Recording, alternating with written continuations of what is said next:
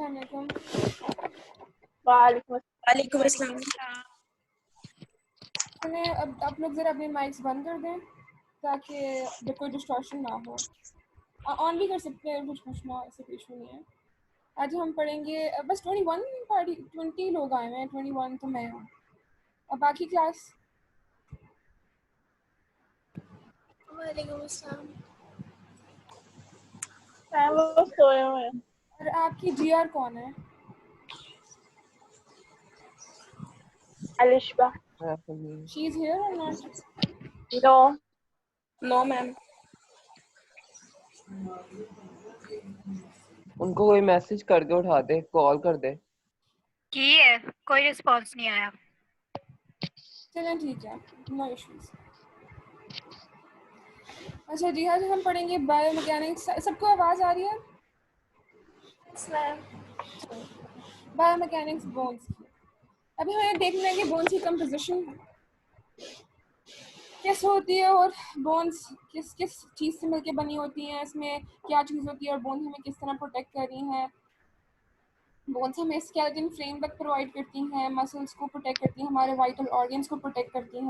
ये सब कुछ हम पढ़ेंगे और बोन्स की टाइप्स पढ़ेंगे, बोन ग्रोथ पढ़ेंगे, इस तरह होती है और ये सब चीज़ें।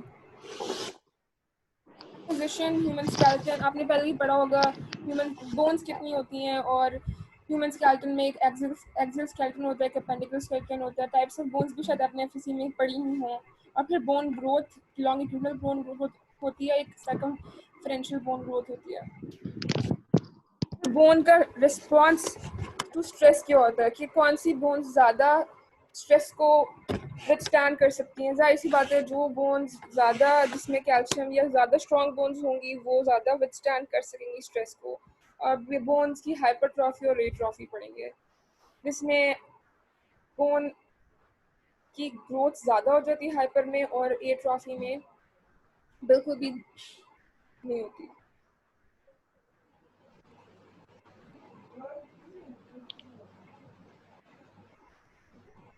पहले आप लेक्चर सुन लें, बाद में फिर हम डिस्कस कर लेंगे कौन सी बुक से पढ़ना है, ठीक है?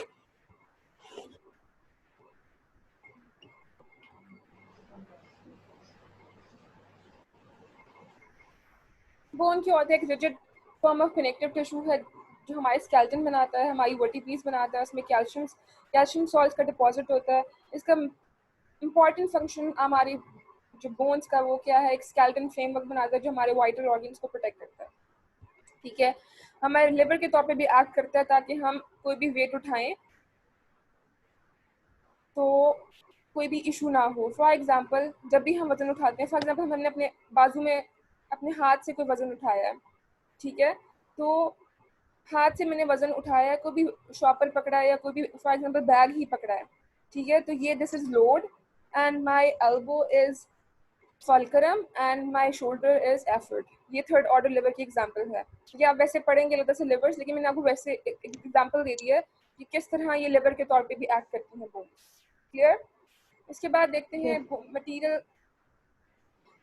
Calcium carbonate, calcium phosphate, collagen और वाटर, ये सारे बिल्डिंग ब्लॉक्स हैं बोन्स के। इन सब से मिलकर बोन बनी होती है, ठीक है। और हर बंदे में ये परसेंटेज वेरी करती है, किसी में कार्बोनेट, कैल्शियम कार्बोनेट वगैरह ज़्यादा होगी, किसी में कम होगी। तो ये कोलेजन एक प्रोटीन है जो हमारी फ्लेक्सिबिलिटी प्रोवाइड करती है और टेंसाइल स्ट्रेंथ प्रोवाइड करती है बोन्स को। और बोन्स में हमारे वाटर की कंटेंट भी होता है, ठीक है। सारी कॉन्स्टिट्यूएंट्स हैं बोन के, कि कैल्शियम होता है, कैल्शियम फॉस्फेट, कोलेजन, वाटर, ये सारी हमारे बोन को टेंसाइल स्ट्रेंथ वगैरह प्रोवाइड करते हैं, ठीक। उसके बाद एक इम्पॉर्टेंट जो चीज़ डिस्कस करने वाली वो है स्ट्रक्चरल ऑर्गेनाइजेशन।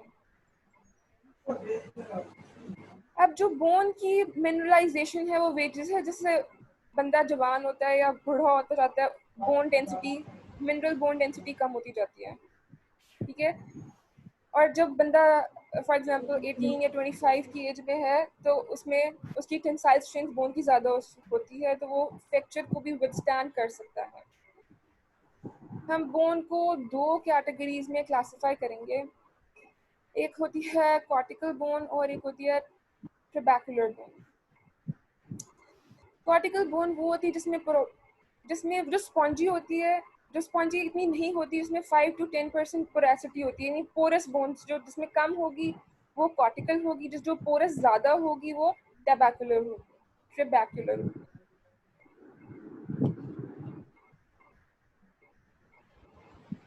ठीक है, अब आपको एग्जाम्पल के साथ बताते हैं। फॉर एग्जाम्पल ये बोन है, ये कौन सी बोन है जरा मुझे बताएं।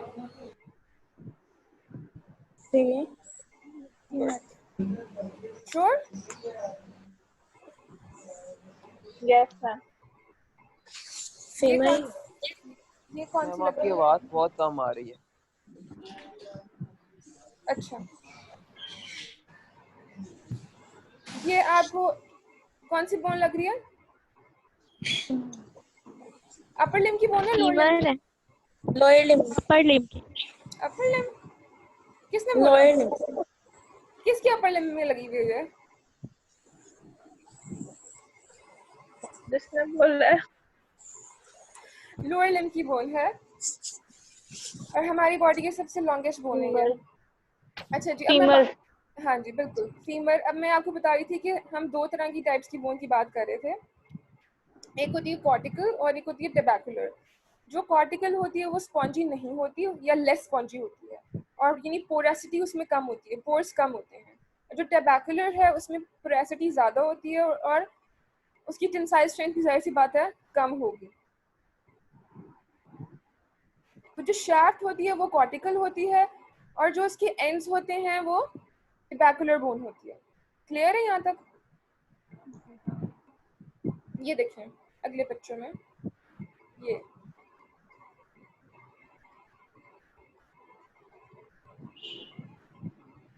अब मैंने आपको बताया था जो बोन पोरस होगी और जैसे जैसे बंदे की एज बढ़ती जाती है जो आपकी जो कॉर्टिकल बोन होती है वो भी पोरस होना शुरू हो जाती है। आपने देखा होगा जो हमारे बुजुर्ग होते हैं, दादा दादी वगैरह, उनकी बोन्स बड़ी वीक होती हैं और आपने सुना होगा कि भी वो वॉशरूम में गिर वगैरह भी जाए तो उनको फ्रैक्चर हो जाता है। वो इसीलिए क्योंकि उनकी बोन्स में बोन मिनरल डेंसिटी कम होती है। ठीक है, और जो पोरेसिटी है वो डायरेक्टली अफेक्ट करती है बोन्स की मैकेनिकल कैरेक्टरिस्टिक्स को। अब जिस बोन में हायर मिनरल कंटेंट होता है वो कॉर्टिकल बोन होती है, यानी कि शाफ्ट की बात कर रहे हैं, और जो पोरेसिटी होती है वो trabecular ends of the long bones. ठीक है, अच्छा जी, और फीमर में जो ट्रेबेकुलर बोन है is covered by thin layer of cortical bone.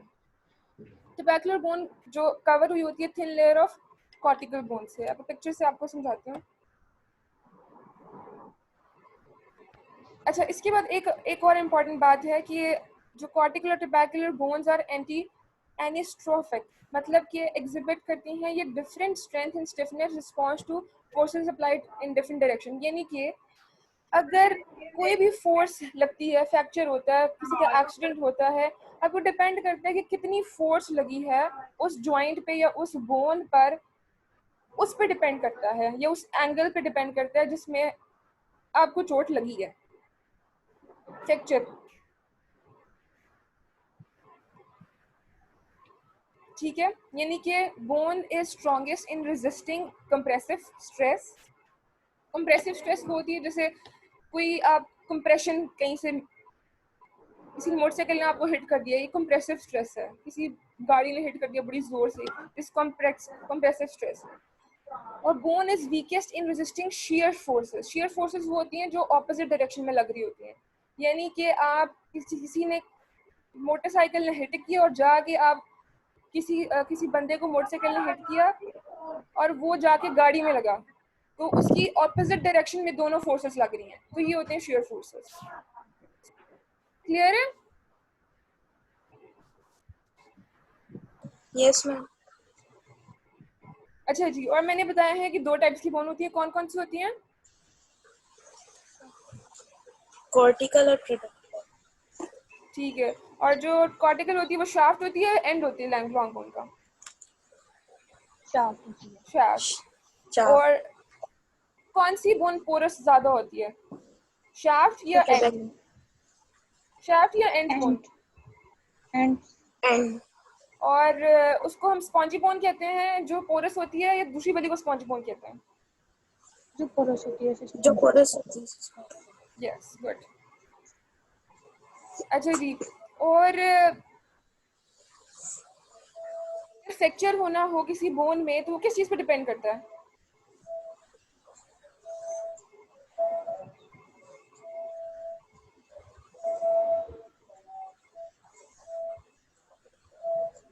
Bone mineral density पर डिपेंड करता है ना, और फोर्सेस पर डिपेंड करता है। एक तो कि ये कि आपकी बोन्स कितनी स्ट्रांग है इस पर डिपेंड करता है, और जो फोर्स अप्लाई हो रही है बाहर से उस पर डिपेंड करता है। अगर आपकी बोन बहुत स्ट्रांग है और लेकिन फोर्स ही इतनी ज़्यादा तो भी फ्रैक्चर हो जाएगा। क्लियर है? लेकिन अगर फोर्सेस इतनी नहीं है और आपके बोन स्ट्रांग है, बोन मिनरल डेंसिटी हाई है, तो भी फ्रैक्चर होने के चांसेस कम है। ठीक है? तो जो बोन है उसके अलावा एक और इम्पॉर्टेंट बात ये थी जो मैंने आपको बताई, रिपीट कर रही हूँ, कि जो बोन है वो स्ट्रॉन्गेस्ट होती हैं इन रेजिस्टिंग कंप्रेसिव स्ट्रेस, वो रेजिस्ट कर लेती हैं कंप्रेसिव स्ट्रेस का पता है सबको? मैम एक्सप्लेन कर दीजिए। कंप्रेसिव स्ट्रेस वही जिसमें कंप्रेशन लगता है, आपको कंप्रेशन फोर्सेस इसमें लगती है जो आपको कंप्रेस कर देती हैं। मैम ये सेम डायरेक्शन में होती है या ऑपोजिट? सेम डायरेक्शन में। कंप्रेसिव सेम डायरेक्शन में होगी और शियर ऑपोजिट डायरेक्शन में होगी। मैम एग्जांपल दे दो कंप्रेसिव। फॉर एग्जांपल कंप्रेशन किसी भी कोई भी चीज आपको हिट कर गई है। फॉर एग्जांपल आप खड़े में किचन में खड़े में और देश की आपके पाँव पे गिर गई है, ये कंप्रेसिव फोर्स थी। ठीक है, एक ही डायरेक्शन में गिरी और पूरी कंप्रेस कर दिया। समझ आ गई? ठीक है। और शेयर फोर्सेस वो होती हैं जो ऑपोजिट डायरेक्शन में लगती हैं, यानी कि आप किसी ने फॉर एग्जांपल एक बंदा जा रहा है बाहर सड़क पर, उसको मोटरसाइकिल ने हिट किया उसकी, और वो हिट करने के बाद हम समझे उसको राइट साइड से हिट किया और लेफ्ट साइड से उसको जाके लगा गाड़ी में वो लग गया, तो ये अब दोनों ऑपोजिट साइड की डायरेक्शन की फोर्सेस होती हैं। मैम आप बहुत खतरनाक बातें कर रही हैं। मैं समझा रही हूँ कि दो ऑपोजिट डायरेक्शन में कैसे होगा कि एक, बस बार बार रिपीट नहीं करूँगी, ये अच्छी बात है कि किस तरह खुदा ना खास्ता किसी को भी ऐसे एक्सीडेंट हो तो एक साइड से उसको ये लगेगा और उसी साइड पे दूसरी साइड से उसको कुछ और लग जाए, तो दोनों ऑपोजिट डायरेक्शन हो गई हैं। ठीक है, इस तरह ही ऑपोजिट डायरेक्शन और सेम डायरेक्शन में एक ही डायरेक्शन में फॉर एग्जांपल मैंने आपको दे दिया।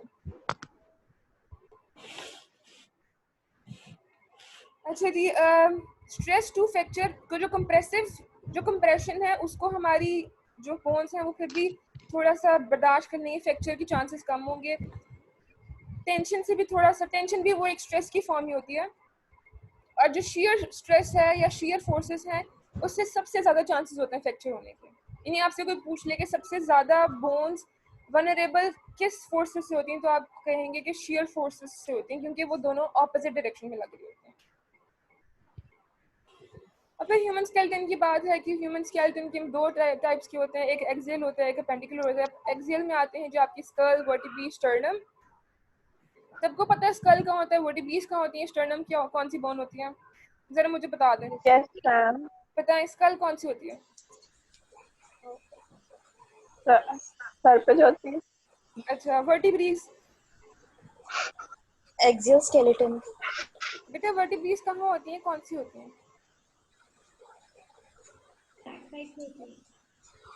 बैक साइड पे होती है मैम।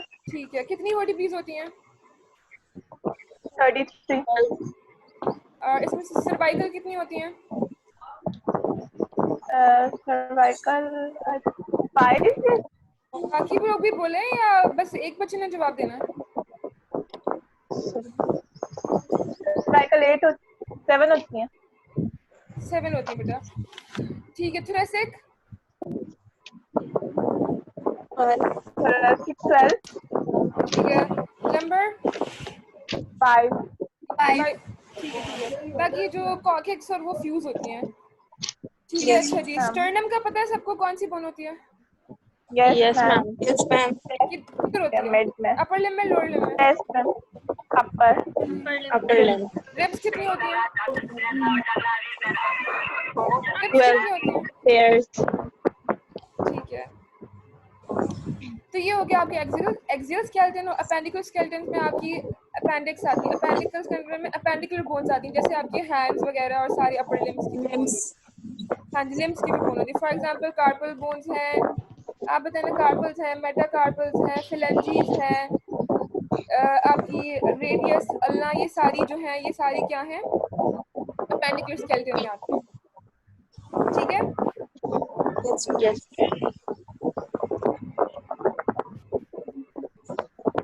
अच्छा इसके ये बाद सब माइक्स को बंद कर दें अपने।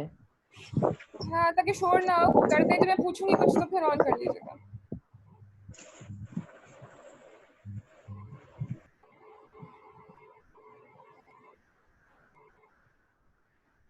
इसके बाद इरेगुलर बोन्स होती हैं। इरेगुलर बोन्स का भी पता है आपको कि भाई जो कि इरेगुलर शेप में होती हैं, जैसे वर्टिब्रेस है, सैक्रम है, कॉकेक्स है। मैक्सिला कौन सी बोन होती है, पता है सबको? ये नहीं पता, ये मैं बताऊं? मैम बता दे। मैक्सिला जो है ना, आप कैसे बताऊं? ये जो नाक के नीचे जो बोन है ना, वो मैक्सिला है। मैम अपर जॉ की। एग्जैक्टली। और जो लोअर जॉ है उसको क्या बोलते हैं? Mandible. Very good, very good, बहुत अच्छे बच्चे हैं आप लोग, very good. Thank you ma'am. Thank you ma'am. 2 माह पीडीएफ से Thank you, पढ़ा, ma'am. अच्छे बच्चे हैं हम लोग। अच्छी बात है ना, आता है आप लोगों को। मैं तो बहुत अच्छी बात है, अच्छी बात है, शुक्र है आप लोगों ने पढ़ा है। अच्छा जी, उसके बाद जो है वर्टिब्रे प्रोवाइड करती हैं bony protective tunnel for spinal cord. अच्छा जी, अब मुझे ये बताएं कि अब आपने बड़ा पढ़ा है, तो जरा ये भी बताएं कि स्पाइनल कॉर्ड कहाँ से गुजरती है? मैम बायोमैकेनिक्स का कुछ नहीं पढ़ा। कोई बात नहीं, वर्टिब्रे स्टर्नम। खुद ही बता दें, मतलब गेस कर लें, मतलब गलत भी हो गया तो कोई मसला नहीं है। स्टर्नम। बेटा स्टर्नम तो आगे है, और वर्टिब्रेस में से वर्टिब्रेस जिससे निकलती है। मैम क्या नेक्स्ट पूछा, दोबारा बोल रहे हैं? मैंने पूछा है कि स्पाइनल कॉर्ड कहाँ से गुजर रही है? हम नेक्स्ट से स्टार्ट होके बैक पर। मैम आपने अटेंडेंस लेनी है। नहीं, attendance is not important, lecture is important. हाँ जी, तो मैं पूछ रही थी कि स्पाइनल कॉर्ड कहाँ से गुजरती है? मैम नेक्स्ट से स्टार्ट होकर बैक पर। नेक्स्ट से लेके बेटा पेल्विक नहीं नहीं गिrdle नहीं तक। नहीं नहीं, मैं तो बोन पूछ रही हूँ, किस बोन से गुजरती है? अब इतना तो नहीं हमें पता। किसी ने बोला था वैसे, पहले सही बोला था। वर्टिब्रस। यस, वर्टिब्रेस के अंदर से गुजरती है। वर्टिब्रेस जो है एक प्रोटेक्टिव टनल प्रोवाइड करती हैं, जहाँ से ये स्पाइनल कॉर्ड Yes, गुजरती है। ma'am. ठीक है, आपने सुना होगा, फिर मैं ऐसी बात करने लगी हूँ ऐसे। चलो आपको एग्जांपल तो देनी है ना, कि भाई किसी का एक्सीडेंट हुआ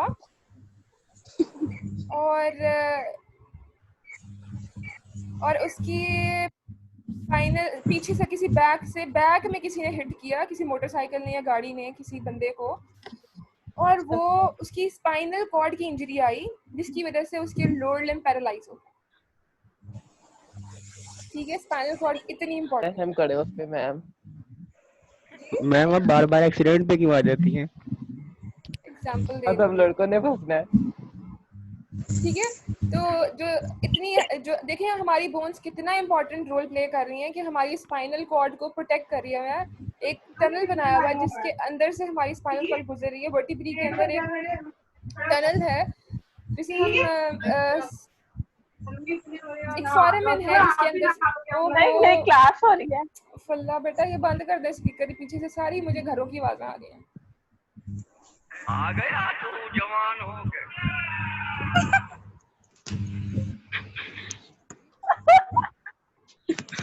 बंद कर दे स्पीकर। अच्छा, तो मैं एक बात कर रही थी कि हमारी बोन्स देखिए अल्लाह ताला ने कितनी अच्छी और ज़बरदस्त बनाई है कि हमारे कितना प्रोटेक्ट कर रही है हमारे स्पाइन, जैसे हमारे स्पाइनल कॉर्ड को प्रोटेक्ट कर रही है, हमारे वाइटल ऑर्गन्स को, हमारे हार्ट को, रिब केज प्रोटेक्ट कर रहा है, हमारे स्टमक वगैरह, जो हमारी कोई आपको मारता है या कोई आपका एक्सीडेंट होता है, किसी ना किसी कुछ भी होता है, तो आपकी बोन्स आपको प्रोटेक्ट कर लेती हैं आपके वाइटल ऑर्गन्स को, ठीक है। और ये बोन्स हमारा एक और इम्पॉर्टेंट फंक्शन करती हैं, हमारे एक स्केलेटन बनाती हैं, एक फ्रेमवर्क बनाती हैं जिसकी वजह से आप खड़े होकर चल सकते हैं। फिर हमारे मसल्स की अटैचमेंट इसके ऊपर होती है, ठीक है। सपोर्ट करती हैं the superior body parts, enable movement of the trunk in all 3 planes, और ये हमें सपोर्ट प्रोवाइड करती है और हमारी मूवमेंट भी बोन्स की वजह से करते हैं। अच्छा जी, और उसके बाद अच्छा ये बताएं, कंडाइल्स का पता है आपको? कंडाइल्स क्या होते हैं? नो मैम बता दें। अच्छा, फीमर का पता है? Femur, yes ma'am. इमेजिन करें फीमर है, फीमर के जो एंड्स है ना, ऊपर तो फीमर का हेड लगा हुआ है, जो नीचे वाला नीचे जो उसका हिस्सा है उसको बोलते हैं कंडाइल्स। पिक्चर दिखाती हूँ, ये कंडाइल्स होते हैं बेटा,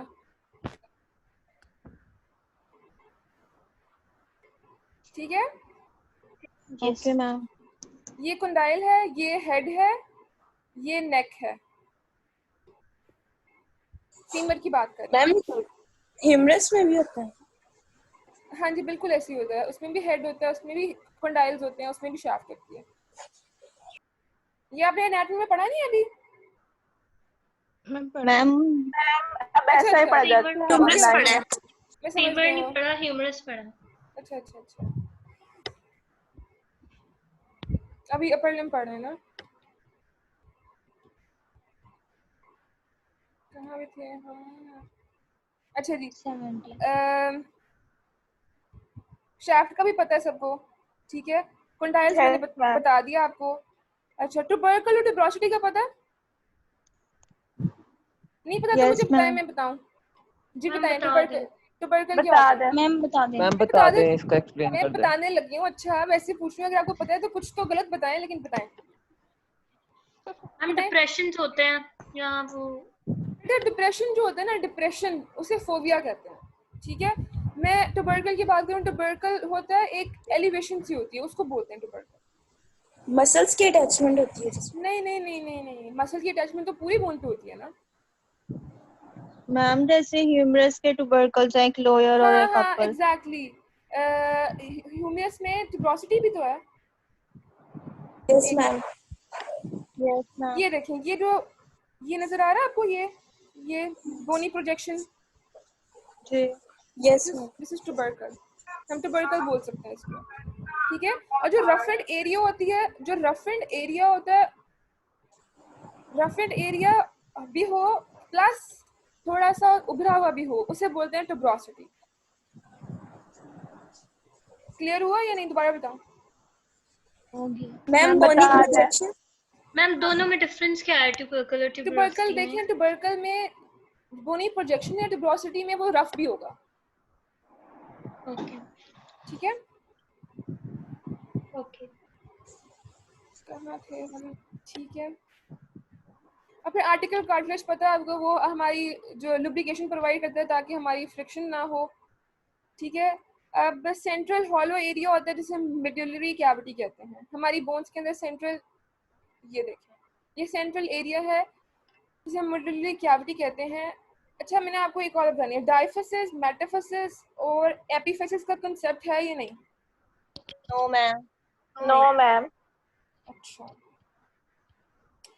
जो शाफ्ट होती है, अब ये सुन लें, बस आपको ये पता होना चाहिए क्योंकि एनाटॉमी में आप इसको भी डिटेल में पढ़ेंगे, एनाटॉमी में काइनी में पढ़ेंगे।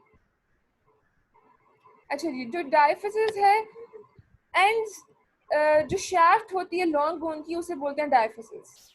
जो शाफ्ट होती है लॉन्ग बोन की, उसे बोलते हैं डायफिसिस। जो उसके एंड्स होते हैं उनको बोलते हैं एपिफाइसिस। और जो शाफ्ट और एंड्स के दरमियान में एरिया होता है, ये वाला, उसे बोलते हैं मेटाफाइसिस।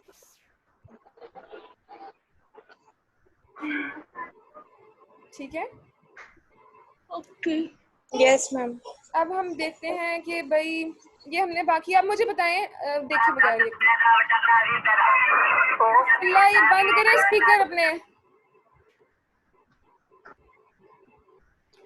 अब मुझे ये बताएं कि अपर लिम्स की बोन्स के नाम बताएं। मैं देखती हूँ आप लोगों को पता ही है।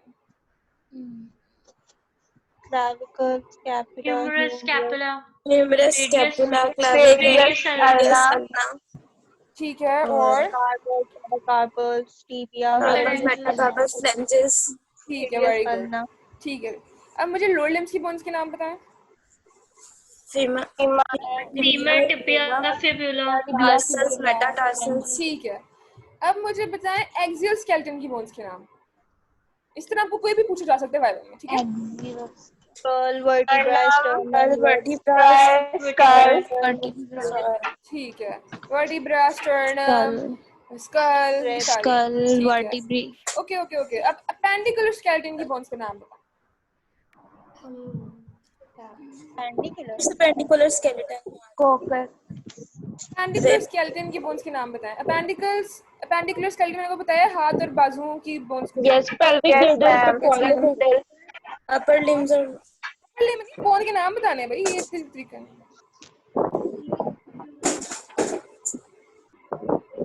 बताएं अपेंडिकुलर स्केलेटन की बोन्स के नाम। दो तीन बताना, ठीक है ठीक है ठीक है। अब मुझे okay okay okay okay humerus, radius, ulna, अब मुझे ये बताएं कि आपकी इर्रेगुलर बोन्स के नाम बताएं। coccyx, vertebrae, coccyx or sacrum, maxilla, ठीक है, ilium, ischium, pubis, अच्छा ये बताएं कि कंप्रेसिव स्ट्रेस एक डायरेक्शन में होती है, दो डायरेक्शन में होती है? ये बातें बताई नहीं जाती, नजर लग जाती है। same direction में compressive होती है।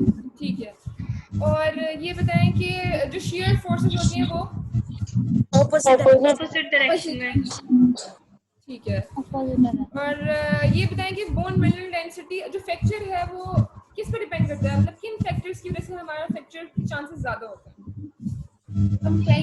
mineral density, forces, shear forces की वजह से, और forces पे ठीक है, नहीं मैंने पूछा किन फैक्टर्स की वजह से हमारी जो है फ्रैक्चर के चांसेस ज्यादा हो जाएंगे। bone mineral density and forces, और age, cortical bone spongy ज्यादा हो जाती है, porous,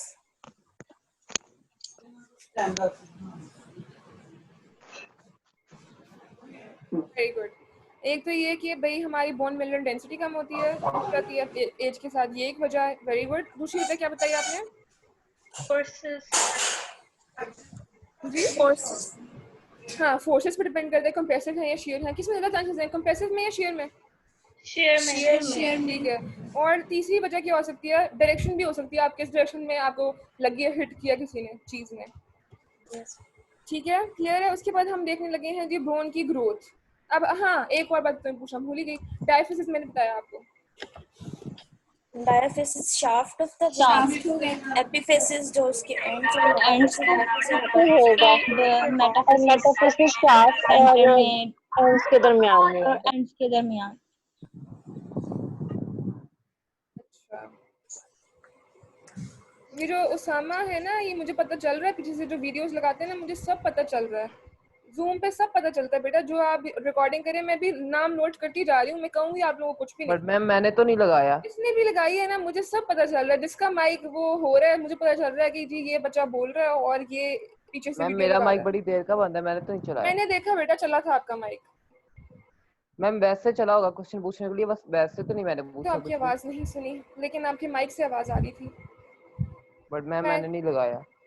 चलो देख लेते हैं आप। अच्छा जी, उसके बाद मैंने आपसे, सॉरी मैं क्या बात करी थी बच्चों? हाँ diaphysis, epiphysis, हाँ, तो उसके बाद डायफिसिस आपने बता दिया क्या होता है? yes ma'am, ठीक है। yes ma'am, आगे हम देखने लगे हैं बोन्स की ग्रोथ। yes ये इनफाइनिक्स S5 लाइट कौन है?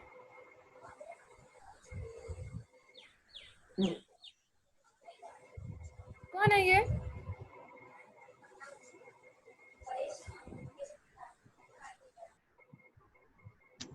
बेटा आपका नाम क्या है? आपका नाम बता दें अपना।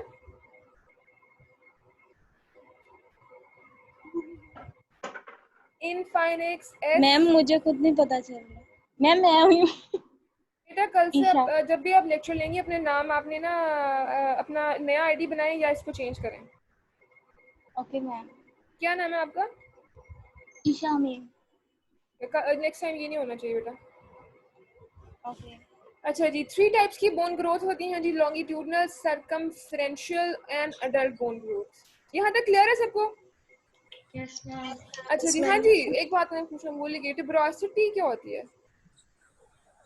Rough elevation, जो rough भी होती है और elevation भी होती है. ठीक है, और tubercle? Bony Elevation. Elevation. Condyles? End of humerus. जी सॉरी क्या? Ends of humerus and femur जो होते हैं जरूरी नहीं है कि हर बोन के एंड्स को कहा जाए कंडाइल्स। कंडाइल्स की स्पेशल शेप होती है, वो जो आपकी फीमर आप देखोगे तो आपको पता चल जाएगा। अच्छा, और कोई डिप्रेशन हो बोन में तो उससे क्या कहते हैं? फिब्रोसिटी। डिप्रेशन का मतलब क्या है?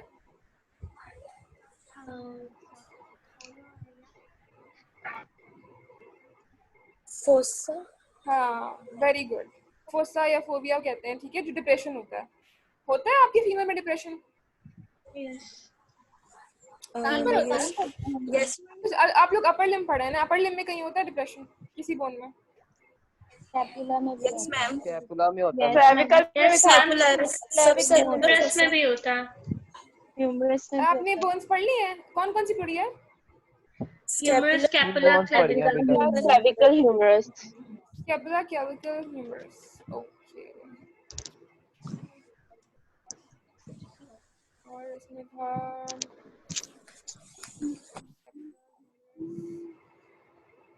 Condyle, shaft, neck. Spine of scapula का पता है? Yes, ma'am. Yes ma'am. Yes ma'am. ठीक है, बॉर्डर्स और उसका तो आपको पता ही होगा ना, बॉर्डर्स और बोन्स के जो होते हैं। Yes. Yes ma'am. और अपर लिम्ब में अच्छा रेडियस अल्लाह नहीं पड़ी अभी, ठीक है। No ma'am. ठीक है, अब हम देखने लगे लॉन्गिट्यूडनल बोन ग्रोथ। लॉन्गिट्यूडनल से आपको क्या समझ आ रही है? Longitudinal long bone. यानी कि जो ग्रोथ लेंथ, हाँ, जो ग्रोथ लेंथ में होगी उसे लॉन्गिट्यूडनल कहते हैं, ठीक है। हम देखते हैं अब ये कैसे होती है। अच्छा जी, एपिफिजियल जो प्लेट है कहाँ से ग्रोथ होती है? अब देखते हैं ड्यूरिंग फिजियल प्लेट। मैं आपको बताती हूँ। ये आपको नजर आ रही है, ये देखिए, ये एक लाइन, यस मैम। ये और ये, ठीक है, ये है एपिफिजियल लाइंस। मैंने आपको बताया था कि बोन के जो है शाफ्ट को क्या बोलते हैं? डायफिसिस, और एंड्स को बोलते हैं एपिफिस, ठीक है। अब ये एपिफिजियल प्लेट है, इसे हम बोलते हैं ग्रोथ प्लेट, बी बोलते हैं, ठीक है। यहाँ से बोन की ग्रोथ होती है लॉन्गिट्यूडनल ग्रोथ। लॉन्गिट्यूडनल ग्रोथ मतलब लेंथ में जब वो ग्रो करेगी, यानी कि ये एपिफिजियल प्लेट है, तो जब बोन ग्रो करेगी इस साइड पे लेंथ में, इधर, क्लियर है? यस। लेंथ में जब ग्रो करेगी, ये एपिफिजियल प्लेट है तो ये ऊपर को ग्रो करेगी, तो ये लेंथ में ग्रो कर रही है, इसे बोलते हैं लॉन्गिट्यूडनल ग्रोथ, क्लियर है? मैम सिर्फ एपिफिजियल प्लेट्स में ही लॉन्गिट्यूडनल ग्रोथ होगी? हाँ, अभी फिलहाल हम यही पढ़ रहे हैं कि हाँ, लॉन्गिट्यूडनल ग्रोथ जो है वो नहीं, बेसिकली मैं आपको बताना चाह रही हूँ, ग्रोथ तो यार बहुत तरह की है, और कम सब बोन में तो ग्रोथ होती रहती है, सर्कमफरेंशियल है, लॉन्गिट्यूडनल है, लेकिन जो लॉन्गिट्यूडनल है वो एपिफिजियल प्लेट से ही होगी क्योंकि वो लेंथ में ग्रो करनी है, ठीक है। यस। और ये जो एपिफिजियल प्लेट है ये जो है वो क्लोज हो जाती है जब बोन की ग्रोथ कंप्लीट हो जाती है, ठीक है। ये फ्यूज कर जाएगी जब बोन की ग्रोथ, जब आप देखें आप छोटे होते हैं, आपका कद बढ़ रहा होता है, वो बोन से आपकी लॉन्गिट्यूडनली ग्रो कर रही होती हैं तो आपका कद बड़ा होता है। ठीक है, यस यस एक और पिक्चर मैंने डाली है आपको समझाने के लिए, ये देखें, ये एपिफिजियल। फॉर एग्जांपल मैम जिनकी हाइट कम होती है फिर उनका क्या इशू होता है? इशू कोई नहीं होता, कोई इशू नहीं होता उससे। बोन ग्रोथ का क्या ताल्लुक है? वो तो आपकी जीन्स में जेनेटिकली जितनी जितनी आपकी हाइट लिखी है उतनी होनी है। वो तो ये है कि हार्मोनल बोन ग्रो करेगी लेंथ में, यानी लॉन्गिट्यूडनल, तो जाहिर सी बात है आपकी हाइट तो इंक्रीज होगी ना, सारी बोन्स ग्रो करती हैं। लेकिन मैं अभी फिर आपको सिर्फ लॉन्गिट्यूडनल बता रही हूँ, और जो सर्कमफ्रेंशियल है वो सर्कमफ्रेंशियल जो कि सर्कल में ग्रो करती है। अब देखिए वो कैसे होती है, जिसे डायामीटर में ग्रो करती है। आप फॉर एग्जांपल ये बोन है जो यहाँ से ग्रो करेगी। सर्कमफ्रेंस मतलब आप समझ रहे हैं, जो एक डायामीटर में ग्रो करना होता है, यस उससे बोलते हैं सर्कमफ्रेंस ग्रोथ। अब वो किस तरह होती है हम देख लेते हैं। Most rapid bone growth occur before adulthood, यानी जब बच्चे होते हैं अडल्टहुड से पहले। Periosteum is a double layer membrane which covers the bone, muscle attached to its outer layer, inner layer of the periosteum breed concentric layers of new bone tissue on the top of the existing bone। अब ये देखो circumferential growth, एक तो ये diameter में होगी, ठीक है, वो जो आपकी बोन की डायमीटर में जो बोन की ग्रोथ होती है ना, उसे बोलते हैं सर्कमफ्रेंशियल ग्रोथ। और उन्होंने कहा है कि पेरियोस्टियम ने कवर किया होता है आपकी बोन को। इसकी दो लेयर्स होती हैं, एक अपर आउटर लेयर होती है, एक इनर लेयर होती है। आउटर लेयर पे तो मसल्स अटैच है, आपको पता है बोन्स के ऊपर मसल अटैचमेंट है, ठीक है। लेकिन जो इनर लेयर होती है उसके अंदर बोन्स टिश्यू बनते हैं, ठीक है। ऑस्टियोब्लास्ट बनाते हैं बोन के टिश्यूज, जो कि बोन बनाते हैं ऑस्टियोब्लास्ट, ठीक है। और ऑस्टियोक्लास्ट जो है ये इसके अंदर होते हैं, वो एक्स्ट्रा बोन को ईट अप कर लेते हैं। ऑस्टियोक्लास्ट की एक्टिविटी है कि वो रीअब्जॉर्ब कर लेते हैं ताकि एक प्रॉपर शेप में बोन बनती रहे। क्लियर है सबको? यानी डायामीटर में जो बोन ग्रो करेगी वो सर्कमफ्रेंशियल ग्रोथ होगी। अब हम बोन की बात करें तो उसमें दो लेयर्स होती हैं पेरियोस्टियम की, जो कवर किया होता है बोन्स को। आउटर लेयर में आपके मसल्स होते हैं, इनर लेयर में जो पेरियोस्टियम है उसमें आपके ऑस्टियोब्लास्ट होते हैं। ऑस्टियोब्लास्ट जो है वो आपकी बोन की ग्रोथ कराते हैं, और जो ऑस्टियोक्लास्ट है वो रीअब्जॉर्ब कर लेते हैं एक्स्ट्रा कोई बोन हो, ठीक है। ये आपने पढ़ा होगा एफएससी में, ऑस्टियोब्लास्ट और ऑस्टियोक्लास्ट एक्टिविटी बैलेंस्ड होती है। Yes hi hi. Adult bone growth, adult bone growth में क्या होता है, साथ साथ एज होती जाती है आपकी बोन्स फ्रेजाइल हो जाती हैं, पोरेसिटी इंक्रीज हो जाती है, बोन मिनरल डेंसिटी कम हो जाती है, में फ्रैक्चर के चांसेस ज़्यादा हो जाते हैं। कंप्रेसिव फोर्सेस की वजह से भी फ्रैक्चर के चांसेस, कोई बुढ़ा कोई भी बुजुर्ग कोई गिरता है, कोई भी उनको चोट लगती है तो फौरन ही उनका फ्रैक्चर होने के चांसेस बहुत ज़्यादा होते हैं, क्योंकि बोन डेंसिटी कम हो जाती है। बोन हाइपरट्रॉफी में ये क्या होता है, इसमें बोन की हाइपरट्रॉफी हो जाती है, यानी कि ऑस्टियोब्लास्ट की एक्टिविटी ज़्यादा हो जाती है। आपने ये पढ़ा सुना है कभी मसल्स की हाइपरट्रॉफी? नो मैम अब पढ़ेंगे, मसल्स की भी हाइपरट्रॉफी होती है और बोन्स की भी होती है। हाइपरट्रॉफी मैम होती इसकी है, रीजन क्या होती है? मैम दोबारा बता देंगे। कह रही हूँ बस मसल्स की भी हाइपरट्रॉफी हो जाती है और बोन्स की भी। हम बोन्स पढ़ें तो बोन्स की हाइपरट्रॉफी होती है, यानी कि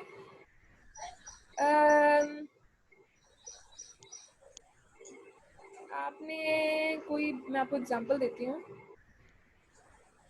हाइपरट्रॉफी में कि जिसकी बोन बहुत ज़्यादा हो। कुछ आपने डिजीजेस पढ़े होंगे एफएससी में, ड्वार्फिज्म और इस तरह के, जिनके हाथ Yes, बहुत ma'am. बड़े बड़े हो जाते हैं।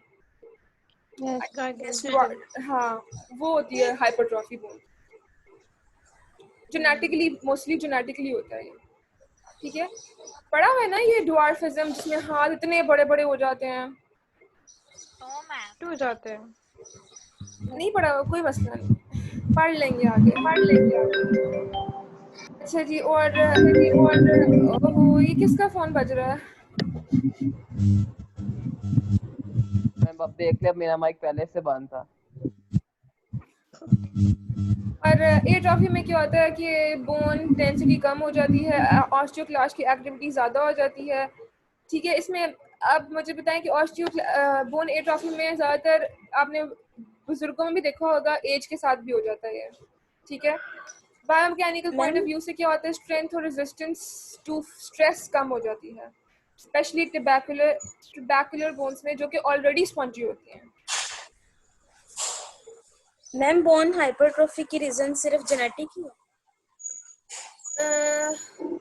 जेनेटिक ही हो सकती है, और कोई बीमारी लगने से हो सकती है, खुद से नहीं होगी, कोई बीमारी लग सकती है, कोई डिजीज, या जेनेटिक हो सकती है। यानी आपको चोट लगने से मेरा नहीं ख्याल, इन्फेक्शन हो जाए तो हो सकता है कोई डिजीज हो जाए तो हाइपरट्रॉफी हो जाए, लेकिन वैसे बैठे बैठे कुछ नहीं होगा।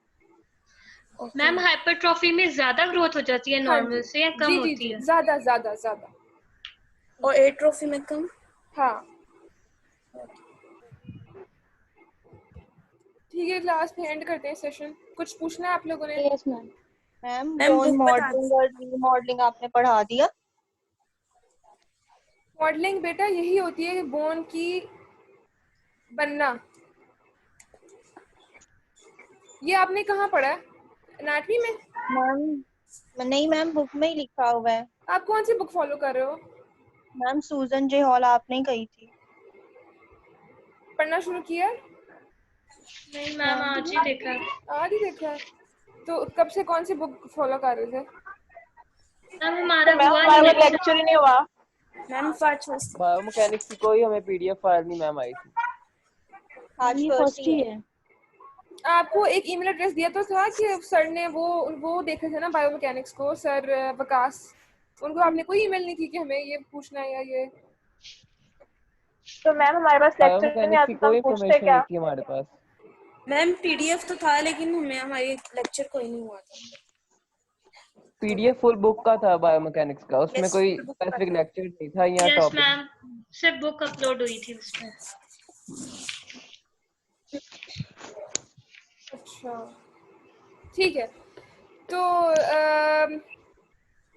ये जो हमने बोन ग्रोथ पढ़ी है इसको ही बोन मॉडलिंग कहते हैं बेटा। इसमें बोन फॉर्मेशन होती है। ठीक है, ओके मैम हमें आप पढ़ें, आप मेरी बात सुने, आप बुक पढ़ें और फिर देखें, अगर आपको नहीं समझ आ रहा या उसमें कुछ एक्स्ट्रा लिखा है तो आप मुझे पूछ सकते हैं, कोई इशू नहीं है। और वैसे भी ये हमारे 4 लेक्चर हैं। मैम आप ये स्लाइड्स हमें व्हाट्सएप कर सकती हैं? बेटा मैं तो कर दूंगी, मुझे तो कोई इशू नहीं है। पेपर आपका बुक से बनना है क्योंकि आप यूटीएस वाले बच्चे हैं, आप इस बात को समझें। मैं कर देती हूँ, मुझे क्या, मेरे पास पढ़ा हुआ है, आपको दे देती हूँ, लेकिन मैं चाहती हूँ कि आप लोग बुक से पढ़ें। नहीं, हम पढ़ेंगे बुक से सिर्फ हेल्प के तौर पे। ठीक है, मैं आपको कौन सी बुक से पढ़ना है मैम? तो आपको रिकमेंड की है मैंने, अभी किसी ने बोला था कि आपने ही रिकमेंड की है। मैम सूजन जे हॉल। हाँ जी, उसको खोलें, उसमें देखें। अब फिर मुझे आप ईमेल भी कर सकते हैं। अभी यार हमारे ये 4 लेक्चर ही हैं, अभी सर भी लेंगे आपके लेक्चर, सर वकास बायोमैकेनिक्स से। मैम आपने ये सारा चैप्टर पढ़ा दिया है? इसमें क्या क्या चीजें और हैं? एक मिनट मैम, आगे ऑस्टियोपोरोसिस भी लिखा हुआ है, आगे इंजरीज भी हैं, फीमेल। तो ये सारा पढ़ना है? आपने पढ़ना है। मैं आपको और इसमें डिटेल में देख लूंगी क्या चीजें रहती हैं। आप पहले आप मेरी बात सुने, जितना मैंने पढ़ाया ना पहले आप उतना पढ़ें, आपको पता हो कि बोन ग्रोथ कैसे होती है, एपिफिजियल क्या होता है, ये क्या होता है, स्केलेटन क्या होता है, bone mineral density, stress, compressive, ये सब चीजें पता हो। ऑस्टियोपोरोसिस का कोई इशू नहीं है, मैं दोबारा आपको बता दूंगी। वो भी उसमें बोन पोरस हो जाती है, एज के साथ होता है, और ये फीमेल्स में ज्यादा होता है, इसमें ऐसा कोई मसला नहीं है, मैं आपको बता दूंगी। लेकिन जो मैंने बताया आप पहले वो निकालें बुक से, देखें, उसको पढ़ें। नहीं समझ आता आप मुझे ईमेल करें और मैं बुक को देख लेती हूँ, जो चीज़ें रह गई हैं उनको भी हम डिस्कस कर लेंगे। बिल्कुल परेशानी होने की जरूरत नहीं, क्योंकि हमारी ये 4 लेक्चर ही हैं मेरे साथ आपके। उसके बाद हमारी जो है क्या कहते हैं, इंशाल्लाह क्लासेस स्टार्ट होंगी तो आप फेस टू फेस ज़्यादा और भी पूछ सकते हैं। मैम क्लासेस जब दोबारा स्टार्ट होंगी तो हमें सब कुछ दोबारा पढ़ाया जाएगा? मेरा तो पहला लेक्चर है, अब ये भी आप कहते हो दोबारा पढ़ा दूंगा, आपको जरूरत है इसको दोबारा पढ़ाने की? आप मुझे खुद बता दो। मतलब कि नहीं पढ़ाया जाएगा? नहीं, आप मुझे बताओ कि आपको जरूरत है ये दोबारा पढ़ने की? इन केस हम लोग चाहें हाँ, अगर मैं अपनी बात ही कर सकती हूँ, मैं किसी की बात तो नहीं कर सकती। अगर आपको इसमें से कोई पॉइंट नहीं समझ आया तो आप मुझसे दोबारा पूछ सकती हैं, मैं दोबारा आपको पढ़ाने को तैयार हूँ। आप ऑफिस में आके मुझसे पूछ सकते हैं, कोई इशू नहीं। मैम वो ये पूछ रही है कि लेक्चर्स रीस्केड्यूल्ड होंगे या नहीं। सॉरी, क्या चीज? वो पूछ रही है लेक्चर्स रीस्केड्यूल्ड होंगे प्रॉपर या नहीं। लाइक मैम मैं भी सेडस के होंगे। अच्छा, अगर आपकी प्रिंसिपल ने कह दिया तो फिर तो मैं कुछ नहीं कह सकती। फिर आप रिकन्फर्म क्यों कर रहे हैं मुझसे? नहीं मैम, उन्होंने हम लोग को तकरीबन 1 माह पहले ये बात बोली थी जब उन्होंने अनाउंसमेंट की थी नहीं थी वेकेशन की। क्लास, तब सिर्फ पीडीएफ थे मैम आते, तो इसलिए पूछ रहे। अच्छा, आप सिर्फ मेरी बात करें फिलहाल बायोमैकेनिक्स की। मैं अगर आप कहेंगे तो दोबारा पढ़ा दूंगी। अगर आपको ऐसी चीज आपको लगेगी कि आपको नहीं ऑनलाइन क्लियर नहीं हुई, क्योंकि थोड़ा बोन्स का मामला है, तो फिर आपको बोन से भी देख के बता दूंगी कि ये ट्यूबरकल है, ये है बोन की ग्रोथ ऐसे होती है, थोड़ा सा बता दूंगी, मुझे कोई इशू नहीं है। ठीक है? Okay ma'am. ठीक है, परेशान ना हो मैम ये आप। स्लाइड सेंड कर दें आप व्हाट्सएप पे। ठीक है, फिर भी आपको स्लाइड्स चाहिए, बुक से नहीं देखना आपने। मैम बस हम पढ़ेंगे बुक से, लेकिन एटलीस्ट स्लाइड से थोड़ा बहुत देख तो ठीक लेंगे है, ना। मैं आपको भेज देती हूँ। आपकी जीआर को बोलें कि मुझे अपना ईमेल एड्रेस सेंड कर दें। Okay ma'am. ठीक है, एक बात ये। दूसरी बात ये कि जीआर को बोला करें जरा मुझे बता, मतलब आपको मतलब क्या आपकी जीआर चेंज कर देनी है हमने, अगर नेक्स्ट टाइम ये क्लास में ना हुई तो। ये आपकी और कौन कौन सी सब्जेक्ट्स की क्लासेस हो रही हैं ऑनलाइन? मैम काइनी की हुई है। अच्छा, अब यहाँ पे मसल टेस्टिंग की भी और एनाटॉमी की हुई है? नो मैम, एनाटॉमी की मैम ऑनलाइन नहीं हुई, पीडीएफ से हुई है। और वैसे फिजियोलॉजी? नो मैम, फिजियोलॉजी सरली तारीख की हुई है। फिजियोलॉजी का एक लेक्चर हुआ था। ठीक है, फिजियोलॉजी हुआ था। अब यहाँ पे कौन है? यहाँ पे आपका सीयर है? मैम दोनों ही नहीं है। दोनों ही नहीं है मैम। दोनों ही नहीं है। ये पहली दफा हुआ है या अक्सर नहीं होते? मैम फर्स्ट टाइम ही हुआ है। मैम पहली दफा। मैम एक्चुअली लेक्चर स्केड्यूल नहीं था। भाई हद हो गया, ये आपके टाइम टेबल में है और कैसे स्केड्यूल नहीं? स्केड्यूल मैम बाकी सब टीचर है, टाइम टेबल में है। तो फिर अटेंडेंस कैसे लेते हैं आप लोग वैसे? मैम स्क्रीनशॉट ले लेते हैं। कभी 4 बजे हो रहा होता है और शेड्यूल के अंदर सुबह 8-12 बजे का लिखा हुआ होता है। मैम कुछ टीचर्स लेट आते हैं और मतलब वो लेट हो जाता है लेक्चर अक्सर। अच्छा, ठीक है। नहीं, मैं जो टाइम लिखा हुआ उसके अकॉर्डिंग ही लेक्चर लूंगी। अब मैं इसका स्क्रीनशॉट ले लूं।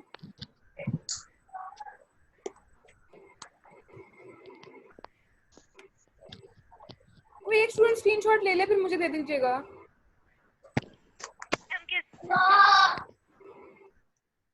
कौन ले रहा है स्क्रीनशॉट?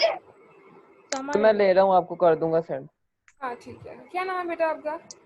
उसामा मैम, मोहम्मद चलिए उसामा। उसामा, प्लीज आप लेके मुझे सेंड कर दीजिएगा।